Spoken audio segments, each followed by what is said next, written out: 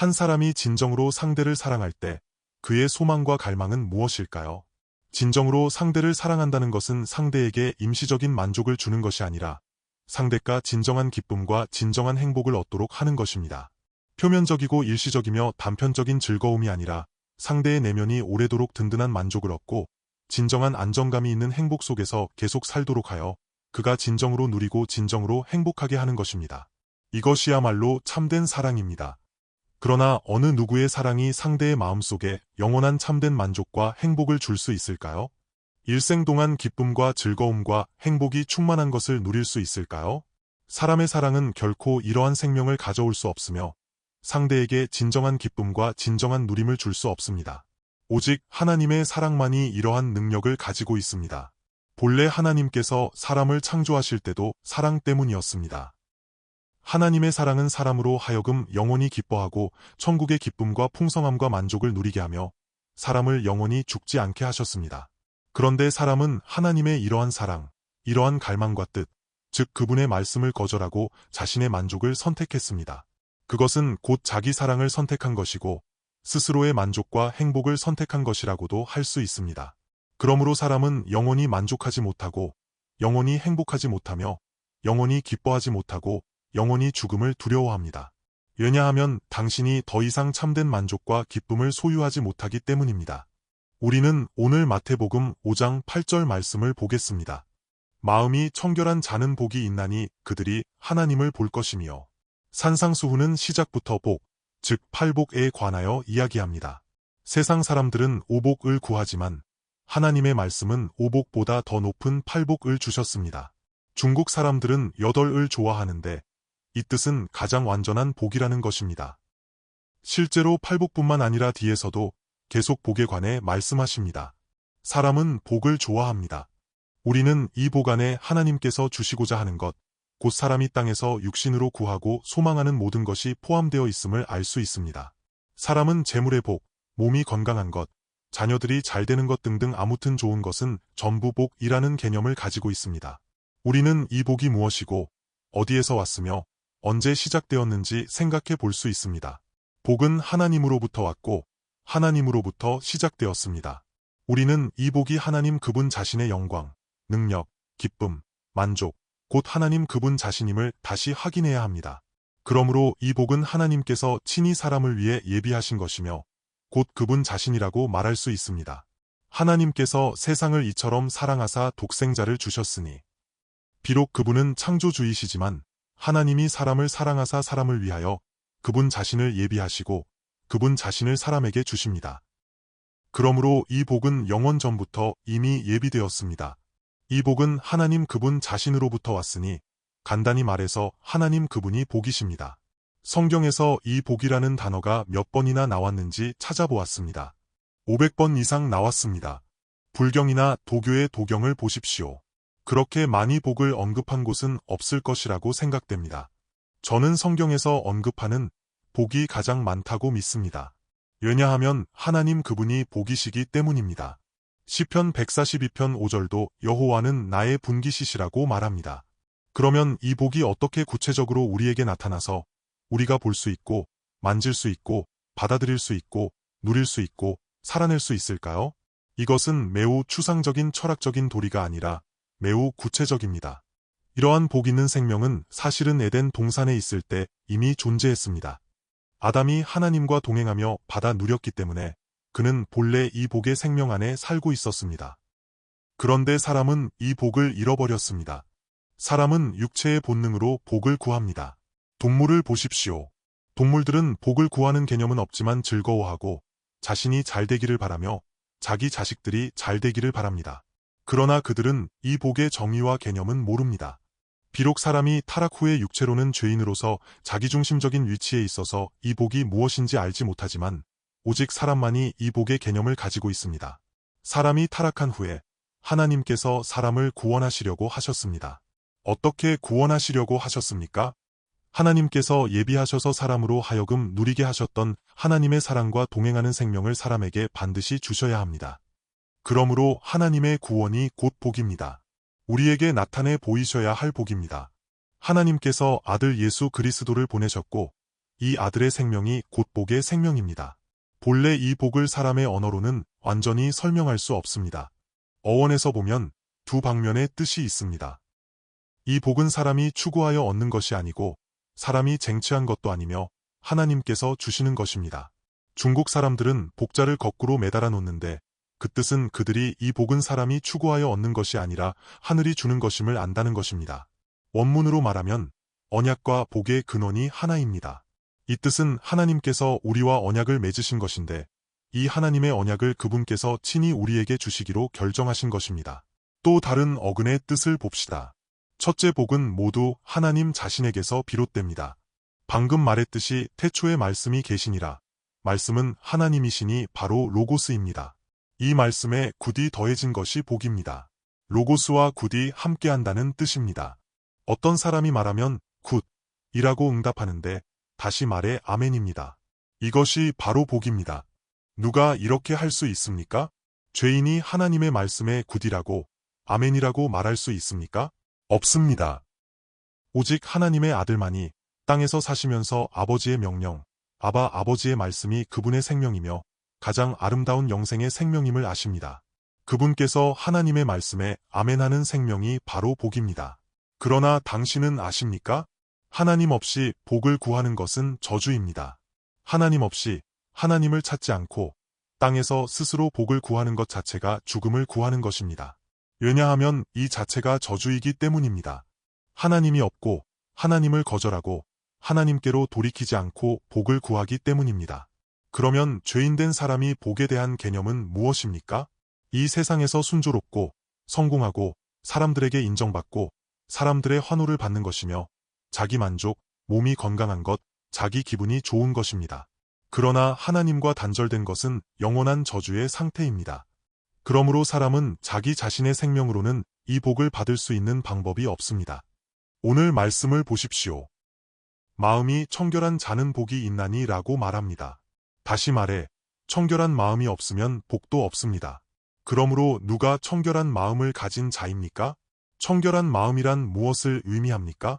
오직 이 하나님의 아들만이 하나님의 말씀에 온전히 아멘할 때 이 하나님의 아들이 청결한 마음을 가집니다.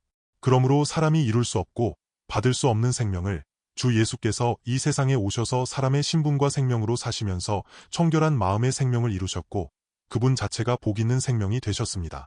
이로써 우리가 천국 하나님의 아들의 생명을 살아낼 수 있도록 하셨습니다. 사람이 할 수 없는 것을 하나님 그분 자신이 이루시고 우리에게 주십니다. 구약 율법 시대에 하나님께서 사람에게 요구하신 것은 무엇입니까? 내가 행하라였습니다. 사람이 행하고 죄인된 사람이 하나님의 말씀을 깨닫고 순종할 수 있습니까? 할 수 있는 방법이 없습니다. 행위로 율법을 지켜 의롭다 함을 얻을 수 있는 사람은 아무도 없습니다. 그런데 신약, 특별히 이 천국 복음에서는 매우 분명합니다. 더 이상 doing, 곧 행함이 아니라 신약에서는 being 곧 존재입니다. 우리가 이러한 사람이다라면 우리는 더 이상 스스로 노력하여 무엇인가를 이루려 하는 것이 아니라 우리가 이러한 생명을 소유했기 때문에 살아내는 것입니다. 마음이 청결한 자는 복이 있나니 가 곧 이 뜻입니다. 우리가 과거의 성경을 이해했던 우리의 인식과 옛 관념은 전면적으로 바뀌어야 합니다. 그렇지 않으면 이 말씀을 근본적으로 깨달을 수 없습니다. 하나님께서는 우리에게 천국의 이 풍성함과 하나님께서 기뻐하시는 참으로 복이신 그분 자신을 주시려고 하시지만 사람의 생명은 이해할 수 없고 하나님께서 거저 주시는 은혜를 받을 수도 없습니다. 그것은 우리가 과거에 가졌던 옛 생명, 사람의 종교적 관념 속에서 늘 스스로 무엇인가를 해야 한다고 생각하기 때문입니다. 사람은 줄곧 구약 육체의 한계 안에 갇혀서 내가 스스로 무엇인가를 해야 한다고 느낍니다. 이러한 세상적이고 육체적인 관념과 죄인으로서의 자기 생명에 대한 선입견 속에서는 하나님의 말씀, 그분의 구원과 복음을 이해하기가 매우 어렵습니다. 그러므로 그분께서 오셔서 먼저 이 모든 것을 철저히 깨뜨리셔야 합니다. 예를 들어 어떤 사람이 매우 뛰어난 운동선수가 되어야 합니다. 그는 어릴 때부터 수영을 좋아했습니다. 그에게는 수영선수가 되고 싶은 목표가 있습니다. 그런데 어느 날 국가대표 코치가 이 아이에게 잠재력이 있음을 보고 데려와 수영을 가르치려고 합니다. 가르치는 방법이 무엇입니까? 내가 이미 수영을 꽤 잘하니 너의 기술에서 계속 더 노력해라라고 말하는 것이 아닙니다. 오히려 그가 수영을 할 줄 모르는 사람으로 간주하고 새로운 관념으로 그에게 요구합니다. 너는 물과의 관계를 다시 배워야 한다. 그는 전문적으로 배운 적이 없기 때문에 코치의 말을 따라야 할 것입니다. 사람과 물이 어떻게 협력해야 하는지는 반드시 과거의 고정된 관념을 철저히 깨뜨려야만 진정으로 배우고 깨달을 수 있을 것입니다. 이처럼 죄인의 생명과 천국 하나님의 아들의 생명의 차이가 얼마나 큽니까? 이것은 차이의 문제가 아니라 완전히 또 다른 세계입니다. 사람이 과거의 관념으로는 받을 수 없습니다. 사람이 어떻게 받아야 할지도 모릅니다.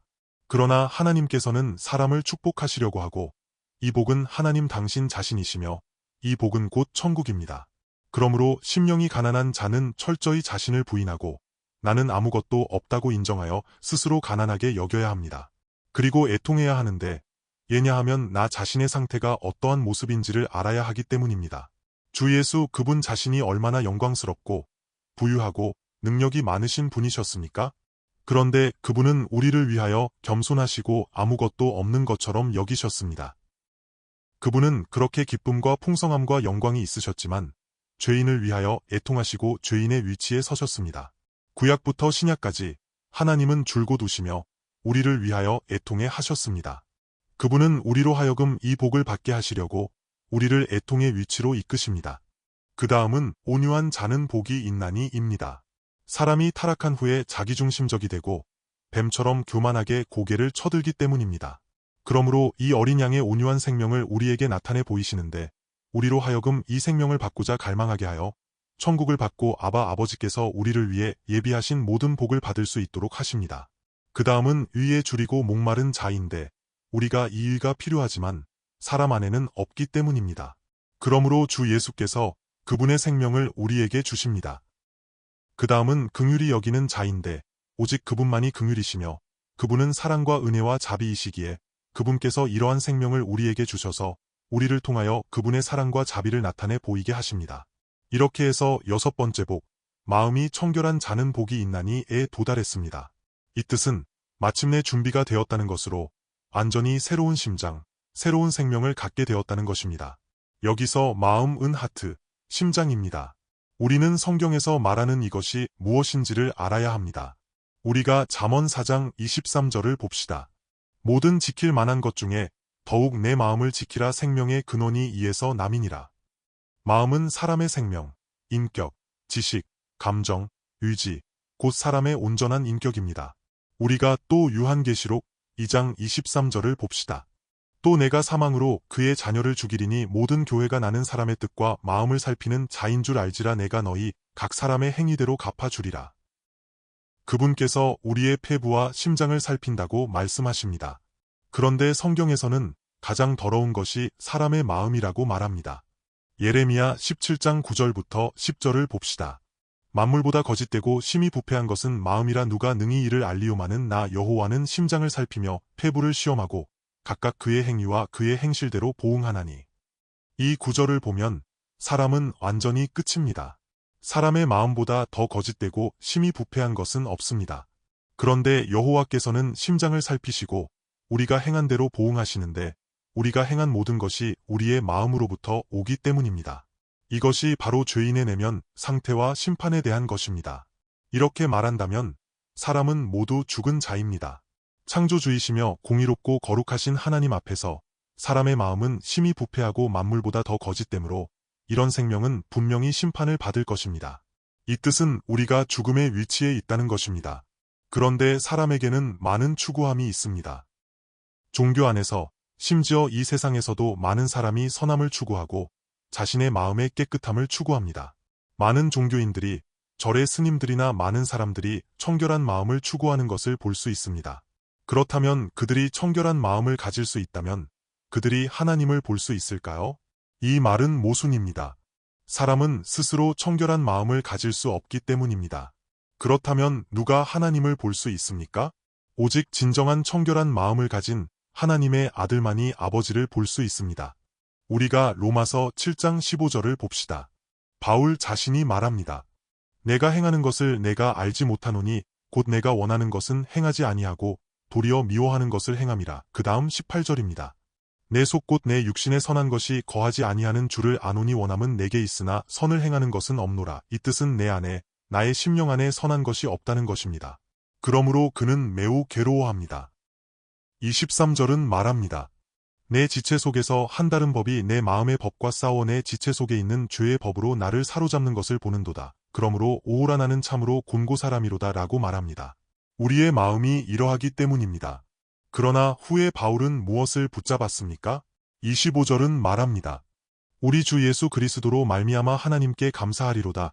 그런즉 내 자신이 마음으로는 하나님의 법을 육신으로는 죄의 법을 섬기노라. 그는 그의 마음이 그리스도에게 점령되고 붙들렸음을 압니다. 오직 그리스도의 심장만이 아버지의 마음과 연합하여 아버지의 뜻을 추구합니다. 청결한 마음이란 무엇입니까? 마음이 오직 하나의 색깔로 변치 않는 색깔을 가지는 것입니다. 야고보서 4장 6절부터 10절을 보겠습니다. 그러나 더욱 큰 은혜를 주시나니 그러므로 일렀으되 하나님이 교만한 자를 물리치시고 겸손한 자에게 은혜를 주신다 하였느니라. 그런즉 너희는 하나님께 복종할지어다. 마귀를 대적하라 그리하면 너희를 피하리라. 하나님을 가까이 하라 그리하면 너희를 가까이 하시리라. 죄인들아 손을 깨끗이 하라. 두 마음을 품은 자들아 마음을 성결하게 하라.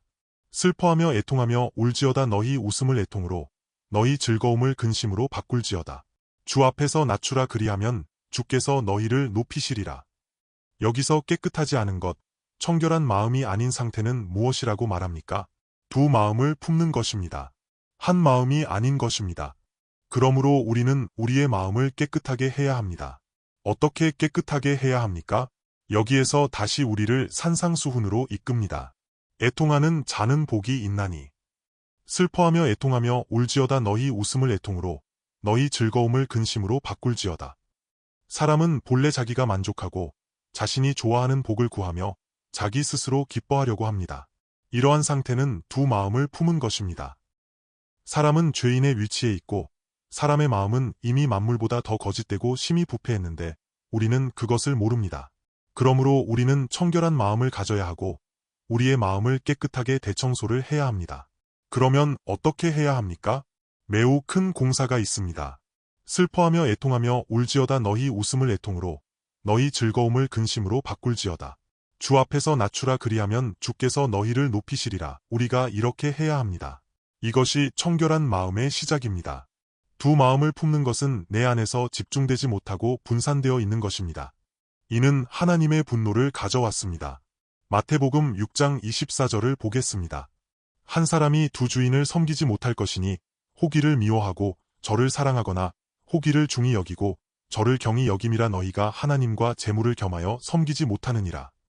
사람은 이 세상에서 오직 두 존재에게 붙잡혀 노예, 곧 종이 됩니다. 첫째는 죄인데 사람은 죄의 종 됩니다. 또 하나는 하나님의 종이 되는 것입니다. 로마서 6장 17절부터 18절을 봅시다. 하나님께 감사하리로다. 너희가 본래 죄의 종이더니 너희에게 전하여 준 바 교훈의 본을 마음으로 순종하여 죄로부터 해방되어 의에게 종이 되었느니라. 전에는 죄의 종이었으나 이제는 의의 종이 되었습니다. 또 22절입니다. 그러나 이제는 너희가 죄로부터 해방되고 하나님께 종이 되어 거룩함에 이르는 열매를 맺었으니 그 마지막은 영생이라. 당신은 죄의 종이 될 것입니까? 아니면 하나님의 종이 될 것입니까? 당신이 하나님의 종이 아니면 죄의 종이 됩니다.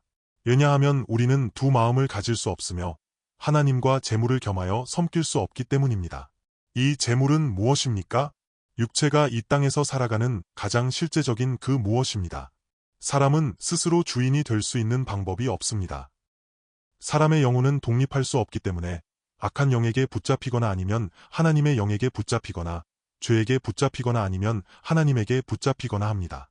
만일 하나님에게 붙잡히지 않고 하나님의 마음과 완전히 연합하지 않았다면, 다시 말해 주의 심장을 소유하지 않았다면, 곧 바울이 말한 대로 내가 그리스도의 마음을 가졌노라고 하지 않는다면 청결한 마음을 가질 수 없고 늘 자신과 이 세상과 하나님 사이에서 흔들립니다.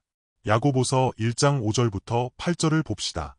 너희 중에 누구든지 지혜가 부족하거든 모든 사람에게 후히 주시고 꾸짖지 아니하시는 하나님께 구하라 그리하면 주시리라.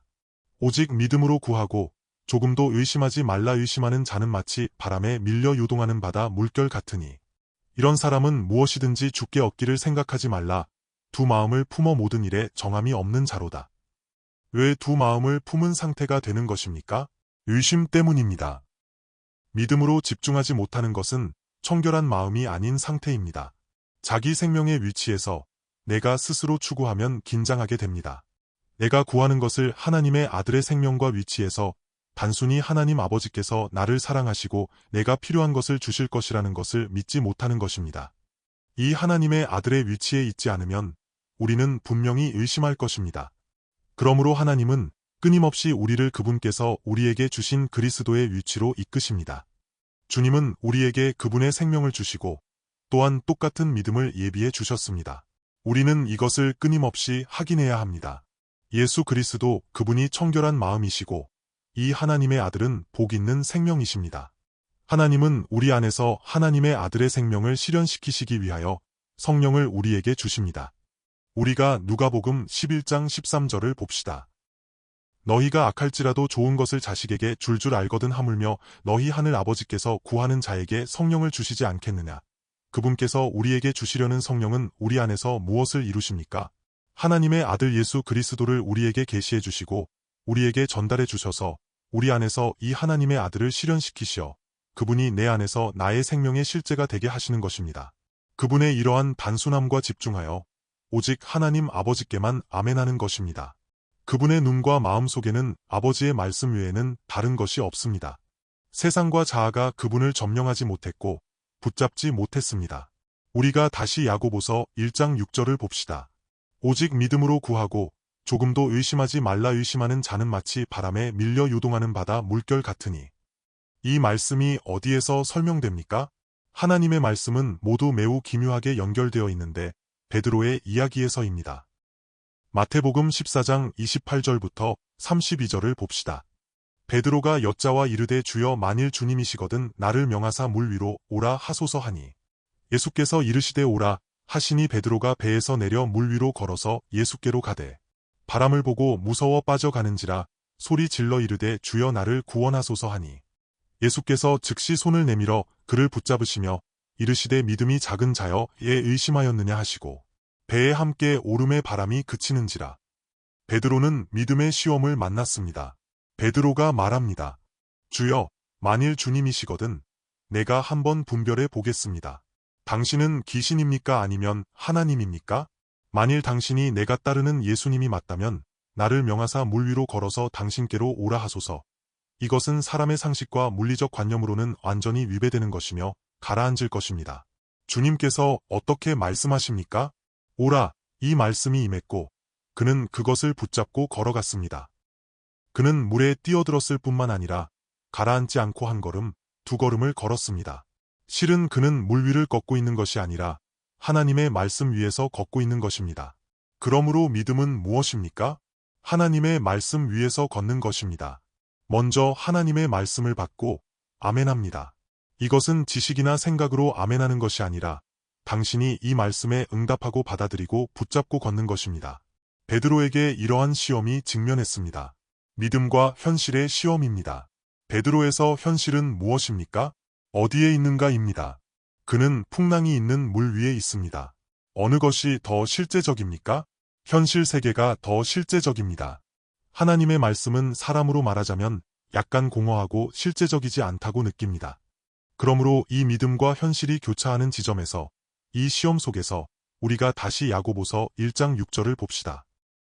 오직 믿음으로 구하고 조금도 의심하지 말라. 의심하는 자는 마치 바람에 밀려 요동하는 바다 물결 같으니.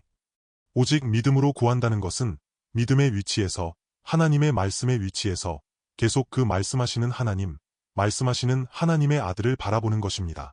그러므로 우리의 마음과 눈이 그분을 주시하면 현실을 초월하고 이 환경을 초월할 수 있습니다. 우리의 발은 이 말씀 위에 단단히 딛고 있어야 하며 현실의 풍랑 속에 있어서는 안 됩니다. 왜 의심합니까?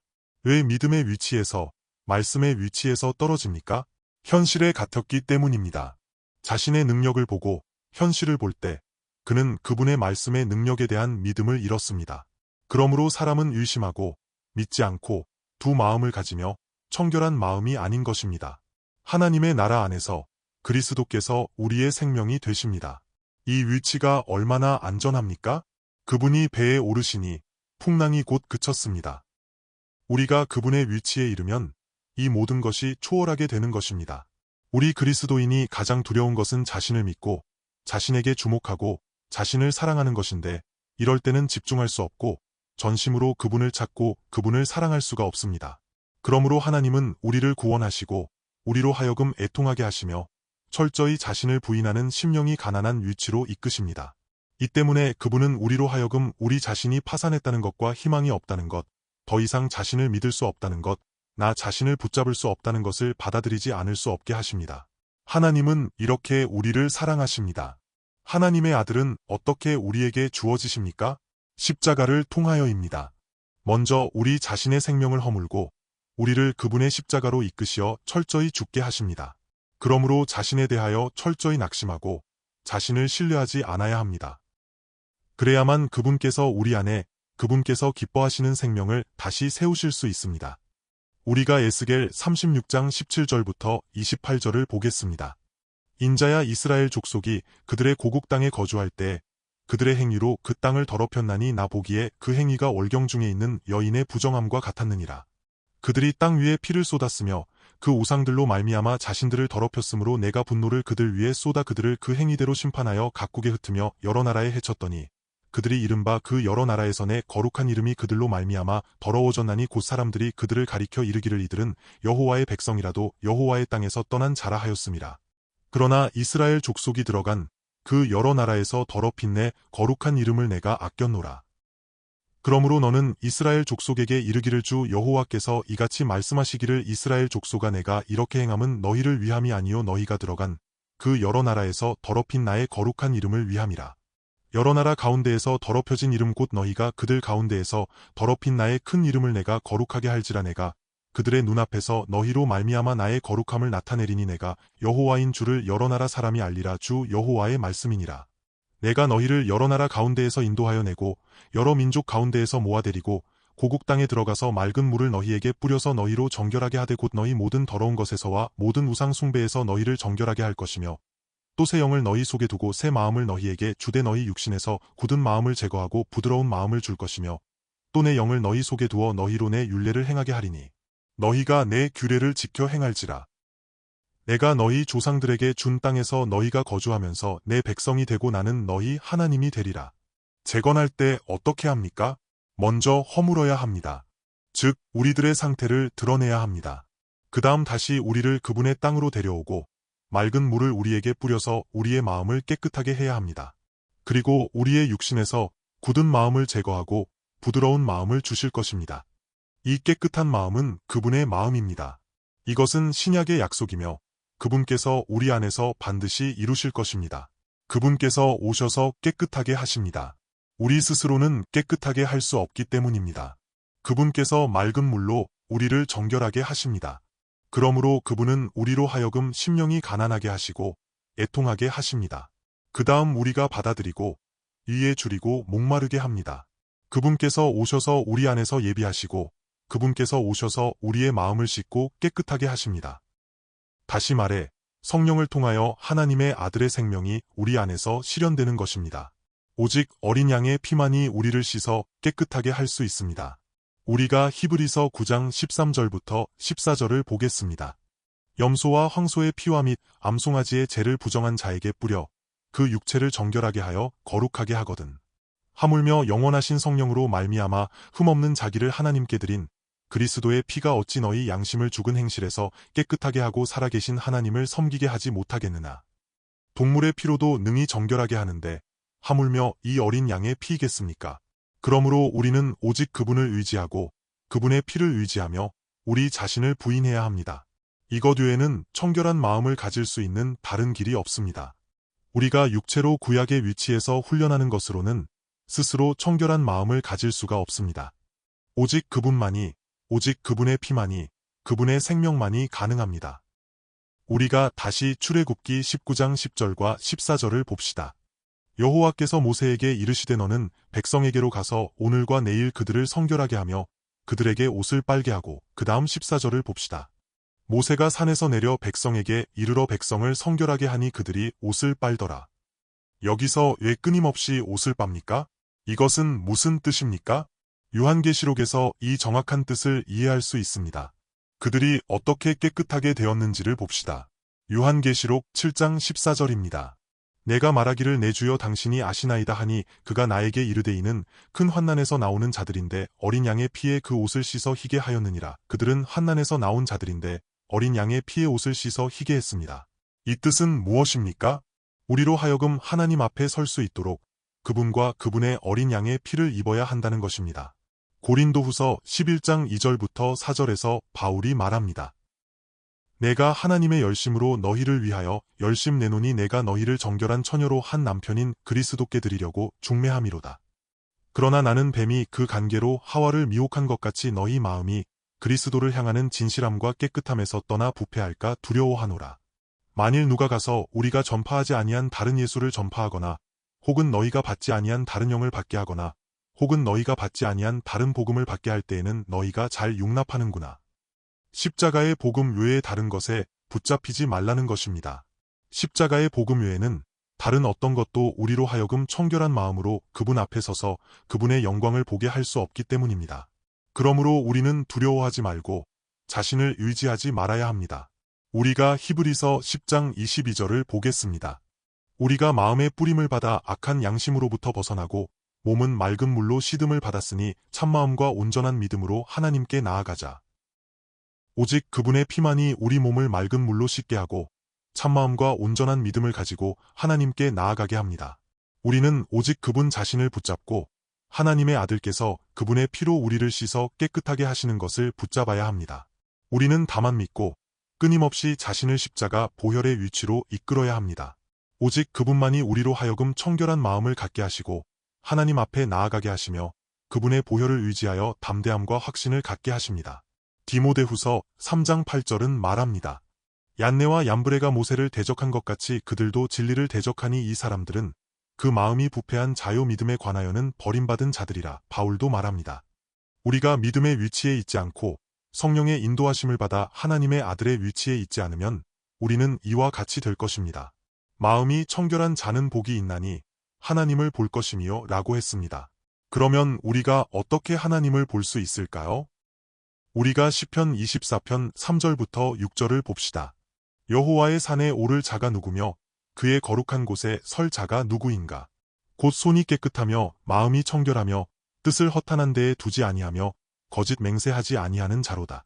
그는 여호와께 복을 받고 구원의 하나님께 유를 얻으리니 이는 여호와를 찾는 족속이요 야곱의 하나님의 얼굴을 구하는 자로다. 오직 그분을 찾고 그분의 얼굴을 찾는 것입니다. 다시 7절부터 8절을 봅시다. 문들아 너희 머리를 들지어다. 영원한 문들아 들릴지어다. 영광의 왕이 들어가시리로다. 영광의 왕이 누구시냐? 강하고 능한 여호와시요 전쟁에 능한 여호와시로다. 우리는 그분 앞에서 그분의 얼굴을 찾고 자신을 부인해야 합니다. 우리가 시편 73편 1절을 봅시다. 하나님이 참으로 이스라엘 중 마음이 정결한 자에게 선을 행하시나. 당신은 좋아합니까? 당신은 견지할 수 있습니까? 당신은 갈망합니까? 그러면 다른 사람들이 어떻게 보든 당신은 영향을 받지 않고 더 이상 두 마음을 품은 자가 아니고 더 이상 의심하지 않고 더 이상 현실과 믿음 사이에서 몸부림치지 않습니다. 당신은 참으로 그분의 은혜를 통하여 정결한 마음을 유지합니다. 저는 73편 말씀을 보면서 감동하여 기쁘기도 했지만 또한 울기도 했습니다. 우리가 함께 천천히 읽어봅시다.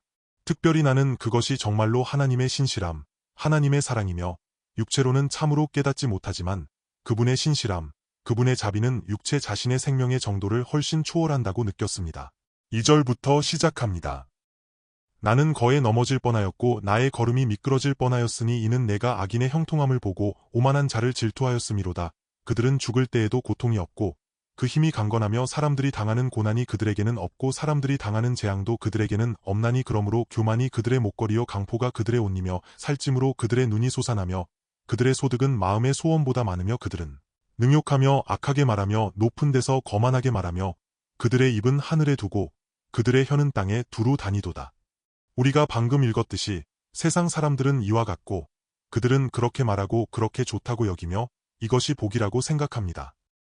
그러므로 그의 백성이 이리로 돌아와서 잔에 가득한 물을 다 마시며 말하기를 하나님이 어찌 알랴 지존자에게 지식이 있으랴 하는도다. 볼지어다 이들은 악인들이라도 항상 평안하고 재물은 더욱 불어나도다. 내가 내 마음을 깨끗하게 하며 내 손을 씻어 무죄하다 한 것이 실로 헛되도다. 나는 종일 재난을 당하며 아침마다 징벌을 받았도다. 내가 만일 스스로 이르기를 내가 그들처럼 말하리라 하였더라면 나는 주의 아들들의 세대에 대하여 악행을 행하였으리이다. 내가 어쩌면 이를 알까 하여 생각한즉 그것이 내게 심한 고통이 되었더니 하나님의 성소에 들어갈 때에야 그들의 종말을 내가 깨달았나이다. 우리가 하나님의 성소에 들어갈 때에야 그들의 종말을 깨달았는데 이때 비로소 깨닫는다는 것입니다. 주께서 참으로 그들을 미끄러운 곳에 두시며 파멸에 던지시니 그들이 어찌 그리 갑자기 황폐되었는가 놀랄 정도로 그들은 전멸하였나이다. 주여 사람이 깬 후에는 꿈을 무시함 같이 주께서 깨신 후에는 그들의 형상을 멸시하시리이다. 얼마나 아름답습니까? 사람의 상태는 이와 같아서 꿈속에서 살고 있고 그림자처럼 지나갈 것입니다. 내 마음이 산란하며 내 양심이 찔렸나이다. 내가 이같이 우매무지함으로 주 앞에 짐승이오나 내가 전에 그들을 부러워했기 때문에 짐승과 같았다는 것입니다. 내가 항상 주와 함께하니 주께서 내 오른손을 붙드셨나이다. 주의 교훈으로 나를 인도하시고 후에는 영광으로 나를 영접하시리니 하늘에서는 주 외에 누가 내게 있으리요 땅에서는 주밖에 내가 사모할 이 없나이다. 내 육체와 마음은 쇠약하나 하나님은 내 마음의 반석이시요 영원한 분기시시라. 무릇 주를 멀리하는 자는 망하리니 음녀같이 주를 떠난 자를 주께서 다 멸하셨나이다. 하나님을 가까이 함이 내게 복이라. 내가 주 여호와를 나의 피난처로 삼아 주의 모든 행적을 전파하리이다. 우리가 땅에서 청결한 마음을 유지하려면 반드시 하나님께서 우리에게 이렇게 말씀하시는 것을 받아들여야 합니다. 그러므로 우리가 세상에서 흔들리지 않을 수 있는 것은 청결한 마음을 가져야 합니다. 주님께서 땅에 계실 때 요동하지 않으셨던 것처럼 말입니다. 우리가 시편 46편 1절을 봅시다. 하나님은 우리의 피난처시요 힘이시니 한난 중에 만날 큰 도움이시라. 그 다음 3절입니다. 바닷물이 솟아나고 뛰놀든지 그것이 넘침으로 산이 흔들릴지라도 우리는 두려워하지 아니하리로다. 다시 10절을 봅시다. 이르시기를 너희는 가만히 있어 내가 하나님 됨을 알지어다. 내가 뭇나라 중에서 높임을 받으리라. 내가 세계 중에서 높임을 받으리라 하시도다. 아멘. 그분은 우리의 피난처이십니다. 이방 나라가 어떻게 소란을 피우든 너희는 나를 보라. 내 안에서 안식하라. 내 안에서 기다리라. 내가 하나님이 됨을 알지어다. 내가 뭇나라 중에서 높임을 받으리라고 말씀하십니다. 이 뜻은 우리가 그분의 승리하고 영광을 얻는 위치에 있다는 것입니다. 주께서 땅에 계실 때와 같이 말입니다. 세계 중에서 높임을 받으리라. 우리가 역사에서 또한 최근에 발생한 많은 일들에서 이것이 사실임을 볼 수 있습니다. 그분의 백성은 그분께 택함을 받았고 그분은 그분 자신의 사랑을 청결한 마음을 가진 하나님의 아들을 우리에게 주셔서 우리가 이 아들의 위치에서 하나님을 보고 하나님의 영광을 보도록 하셨습니다. 주께서는 제자들에게도 요한복음 14장에서 말씀하셨습니다. 이제부터는 너희가 그를 알았고 또 보았느니라. 그리고 나를 본 자는 아버지를 보았거늘 이라고 말씀하십니다. 이 뜻은 우리가 청결한 마음을 가진 하나님의 아들의 위치에서 그분의 생명 안에서 그분을 알고 아버지를 보는 것입니다. 그분의 마음 속에는 아바 아버지 외에는 그분을 붙들 만한 것은 없습니다. 그분은 늘 눈을 들어 하늘을 우러러보시며 아버지께 말씀하시고 늘 아버지를 보십니다. 에덴 동산의 아담이 타락하기 전에 그는 하나님을 보고 하나님의 영광을 보았습니다. 그런데 그는 죄로 인하여 눈이 멀었고 오직 자신만 보고 세상만 보게 되었습니다. 그의 마음이 더 이상 청결한 마음이 아니었기 때문에 하나님을 볼 수도 없었습니다. 하나님의 아들께서 오셔서 회복시키셨습니다. 그분은 매일 자신을 청결한 마음의 상태로 이끄셨고 더 이상 두 마음을 품지 않고 더 이상 일심하지 않으셨습니다. 그분은 우리를 그분의 생명, 그분의 참 포도나무로 데려오셨기 때문입니다. 우리가 그분의 아들이 되었으니 우리는 오직 그분께 아멘하며 살아야 합니다. 청결한 마음을 가진 자는 아바 아버지를 보고 그분의 행적을 보고 그분의 영광을 볼 것입니다. 우리 함께 기도합시다.